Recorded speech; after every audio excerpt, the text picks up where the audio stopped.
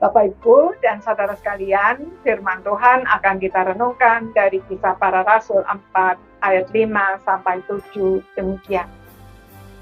Pada keesokan harinya, pemimpin-pemimpin Yahudi serta tua-tua dan ahli-ahli Taurat mengadakan sidang di Yerusalem dengan imam besar Hanas dan Kayafas, Yohanes dan Alexander, dan semua orang lain yang termasuk keturunan imam besar.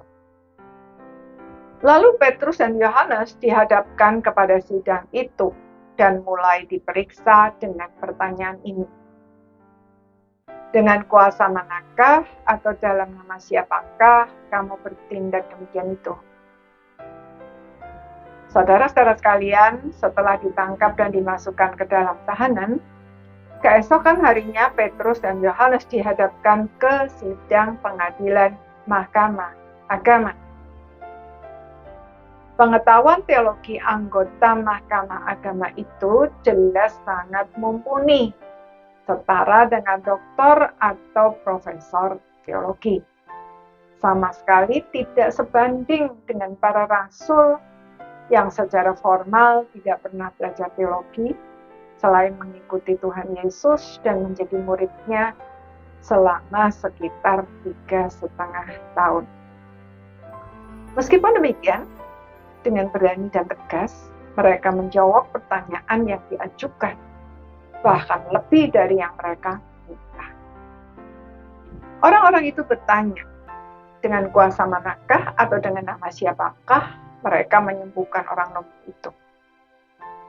Tetapi mereka tidak hanya menjawab bahwa mereka melakukannya dalam nama Yesus Kristus, orang Nazaret itu, melainkan juga bahwa Yesus Kristus yang telah orang-orang itu salibkan telah dibangkitkan Allah dari antara orang mati, dan bahwa Yesus Kristus adalah penggenapan dari Mazmur 118 ayat 22, bahwa dialah yang oleh sang penulis Mazmur digambarkan sebagai batu yang dibuang oleh tukang-tukang bangunan, tetapi justru telah menjadi batu penjuru.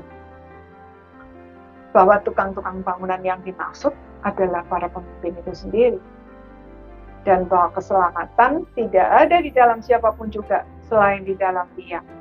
Sebab di bawah kolong langit ini tidak ada nama lain yang diberikan kepada manusia, yang olehnya semua orang dapat diselamatkan. Saudara, fakta bahwa mereka mampu mengatakan semua itu dengan tegas dan berani menjadi bukti bahwa Tuhan senantiasa menggenapi apa yang telah dijanjikannya. Dalam Matius 10 ayat 19-20 kita membaca janji Tuhan Yesus kepada para muridnya. Apabila mereka menyerahkan kamu, janganlah kamu khawatir akan bagaimana dan akan apa yang harus kamu katakan, karena semua itu akan dikaruniakan kepadamu pada saat itu juga. Karena bukan kamu yang berkata-kata, melainkan Roh Bapamu, Dia yang akan berkata-kata di dalam kamu. Saudara, tahukah saudara bahwa di dalam Alkitab ada ribuan janji Tuhan yang pada saatnya pasti digenapi, tetapi hanya orang yang percaya yang akan menikmatinya. Karena itu, jika kita rindu mengalami janji-janji Tuhan digenapi dengan sempurna di dalam hidup kita, walaupun kita belum ngerti, jangan pernah tidak mempercayai apapun yang Tuhan firmankan. Percayalah bahwa janji-janji Tuhan itu melampaui apa yang mampu kita pahami dan harapkan. Amin.